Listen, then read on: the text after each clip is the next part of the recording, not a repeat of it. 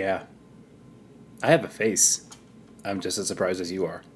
We're past the halfway point of the year, which means folks are starting to put out their articles, podcast episodes, and other content to discuss their favorite games of the year so far. But it seems like every year, whenever best of lists or award nominations are brought up, people feel the need to bring up what they think is the elephant in the room for the discussion, which is recency bias.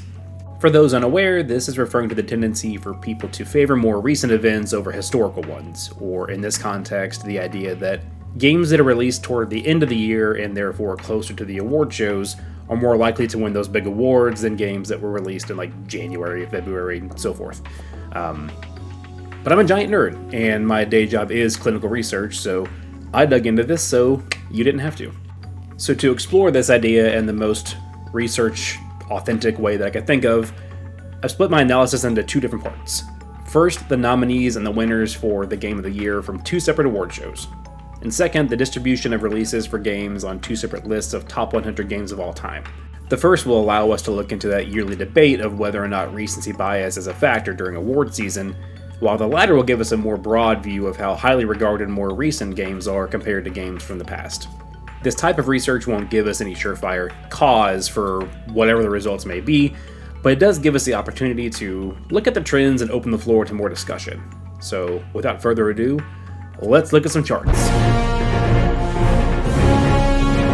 For the analysis of Game of the Year award nominees and winners, I looked into the Golden Joystick Awards and the Game Awards. The Golden Joystick Awards have been around since 1983, and it's the only major award show where most of the awards are actually determined by fan vote and not like industry people. So that was why it was really important for me to include that show specifically. The only exception to that is the Critics' Choice Award, which wasn't even introduced until like 2015. The Game Awards, on the other hand, is one of the most prolific ceremonies and the one that most people think of when they want to talk and or yell about Game Award season. Their winners are determined by a jury of over 100 games media outlets across the globe, so they're not fan voted.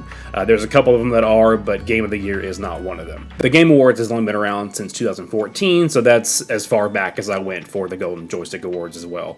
I do have a family. I tallied each of the nominees and winners for each outlet based on which quarter they were released in. So let's start with the Golden Joystick Awards. To put it lightly, these were a nightmare to look at. There doesn't seem to be any limit to how many games are nominated for Ultimate Game of the Year.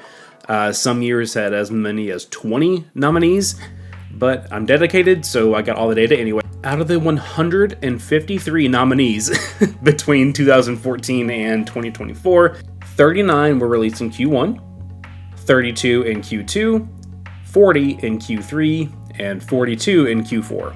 So the winner as far as total nominations goes to Q4, games released between October and December. Broken down by halves of the year instead, we're looking at 71 released in the first half and 82 released in the second half of the year, so a split of 46.4% to 53.6%. So how many of those 42 nominations from Q4 actually ended up taking home the big award? 0. When it comes to the winners for Ultimate Game of the Year, 5 were released in Q1, and 3 each were released in Q2 and Q3. For funsies, and since I didn't make enough work for myself already, I also looked at the winners for the Critics' Choice Award that I mentioned. That was introduced in 2015, and there were 3 winners from Q1, 0 for Q2, 4 in Q3, and 3 in Q4. So while the highest number of nominations are for games released between October and December, the highest number of wins, decided by fans, are for games released between January and March, with critics choosing slightly more games released between July and September. Breaking down the wins by half years, 8 fan-voted winners released in the first half of the year versus 3 in the second half, and 3 Critics' Choice winners released in the first half versus 7 in the second half. So that covers the award show determined by fans, but what about the jury of industry folks deciding the nominees and wins for the Game Awards? The total number of nominations is pretty evenly spread between all quarters. There were 17 in Q1, 13 in Q2, 15 in Q3, and 17 in Q4. In total, 30 were nominated in the first half of the year versus 32 in the second half, making for a slightly closer split of only 48.4% to 51.6%. Much like the Golden Joystick Awards, the distribution of winners looks a lot different. There have been 4 winners in Q1, 4 in Q2, 2 in Q3, and only 1 in Q4. The sole winner in Q4 is actually from the very first Game Awards in 2014, where it went to Dragon Age Inquisition. And despite having the fewest total nominations, games released in Q2 actually have the same number of wins as those released in Q1. So weirdly enough, this makes the distribution of winners between the first and second halves of the year identical to the wins from the Golden Joystick Awards, with 8 that were released in the first half of the year and only 3 from the second half of the year. As I mentioned before, I also wanted to take a broader look at recency bias by examining 2 different top 100 games of all time lists. The first was published by IGN on December 31st of 2021, and the second was published by British GQ on May 10th of 2023. I broke down each list by release decade from the 1980s up through the 2020s, and assigned them a point value based on their ranking. So the top spot got 100 points, the bottom spot got 1 point, and everything in between. IGN's list, as decided by their staff at the time of publishing, had 5 games from the 1980s, 23 from the 90s, 26 from the 2000s, 41 from the 2010s, and 5 from the 2020s, so really 5 games that were released between 2020 and 2021. The 2010s took the crown for the most games on the list by a long shot, but weirdly they literally span the entirety of the list. Number 100 was Borderlands 2, and number 1 was Breath of the Wild. Because of that range in the ranking, the 2010s had the lowest point average. The highest point average went to games that were released in the 80s. There were only 5, but the lowest ranking one was number 71, and the highest was number 11. When you narrow it down to only the top 10, there were 4 that were from the 90s, 1 from the 2000s, and 5 from the 2010s. British GQ's list was determined very differently from IGN's. The subheading of that article reads, "We asked the world's greatest game developers, streamers, directors, writers, and more to help us crown the best games of all time."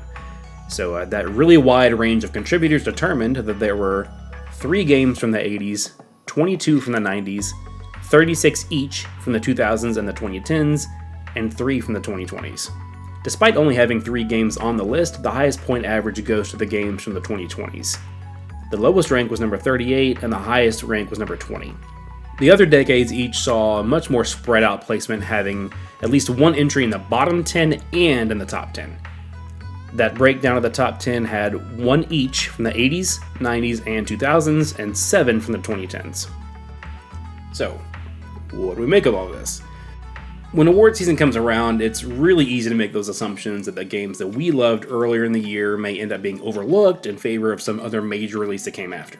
While the number of nominations for Game of the Year does slightly favor releases in the back half of the year, the number of winners strongly favors those that were released in the first half of the year, with releases between January and June taking home a whopping 73% of the awards for both of those award shows. To put that in research terms, the difference between nominations in the first half of the year and the second half of the year is not statistically significant, while Game of the Year winners are statistically more likely to come from the first half of the year than the second half of the year. When we pull back to look at the top 100 lists, games from the 80s and 90s take up a much smaller percentage of both lists, 28% for IGN and 25% for GQ. At the same time, there's always at least one such game that makes it into the top 15 from each of those decades, if not more. IGN's list in particular holds games from that era in high regard, with the 80s era games having the highest point average and 90s era games making up 4 of the top 10. On the other hand, GQ's top 10 only has 1 game each from the 80s and 90s, while the 3 games from the 2020s have the highest point average despite none of them appearing in the top 10. When it comes to these top 100 games of all time lists, games released on or after the year 2000 are both more prevalent throughout the rankings and more likely to appear in the top 10. As I mentioned at the top, this is not the kind of research that's going to give us any sort of definitive cause for what these data tell us. What we can do is answer certain questions based on the trends we found and open up the floor to even more discussion. The elephant in the room for this particular essay is, why do yearly award shows seemingly have little to no recency bias, while greatest of all time lists are overwhelmingly populated for games released in the past 25 years? Here's how I see it. Within any given year, games are on an even playing field. Any game that's released this year in 2025 is going to have the same ceiling when it comes to what's technically possible. Obviously, there's a difference in what tools are actually available to each developer, but the parameters of what is possible remain the same. This could explain why there is no trend of recency bias for award season. the same quality of games are being released all throughout the year. The very slight difference in favor of nominees released between July and December could also relate to how studios tend to release their larger titles, as opposed to jury pools just reaching for the top of their most recently played pile.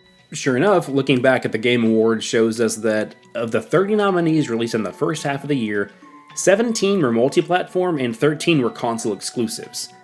Of the 32 nominees released in the second half of the year, 15 were multi-platform, with the remaining 17 consisting of exclusives. This means the percentage of console-exclusive nominees released in the second half of the year is 9.8% more than the percentage of console-exclusive nominees released in the first half of the year. So while games may be on an even playing field throughout the year, there is a difference in what time of year the biggest names in the industry are actually releasing their titles. But when you look at the entirety of gaming history, the playing field is not only uneven, it's been demolished and set on fire. Things that were normal or even expected in the 80s and 90s have been eclipsed 100 times over as technology has grown. We're starting to see diminishing returns between console generations now, but the generational leaps of times past were enormous. Even looking at the difference between Final Fantasy IX and Final Fantasy X, that were only released 1 year apart but on different consoles, is pretty staggering. The exponential improvements in technology over the decades, both visually and mechanically, have left a lot of those older games in the dust when it comes to these top 100 lists. Like it or not, many aspects of these interactive mediums, like video games, have an expiration date in ways that purely visual or purely auditory mediums don't. Seeing this split between modern and retro representation makes for this weird intersection between the question of recency bias and what I see as the other side of the coin, which is nostalgia. The representation from the 80s and 90s consists of games that were so good at the time and set the standard for so long that they absolutely do deserve that recognition. Meanwhile, a huge number of these modern era entries in the list are games that built off of those standards of excellence in ways that brought the medium to new heights. We don't get a game like Hollow Knight on both of the top 100 lists without decades of Metroidvanias laying the groundwork. As I follow that train of thought, I noticed something interesting. 3 of IGN's top 5 games were 90s sequels to series that began in the 80s. Super Mario World, Zelda: A Link to the Past, and Super Metroid. Naturally, that made me want to take a look at the rest of the list to get a feel for how many entries were original IP and how many were sequels. But what I thought would be a rabbit hole turned out to be a chasm.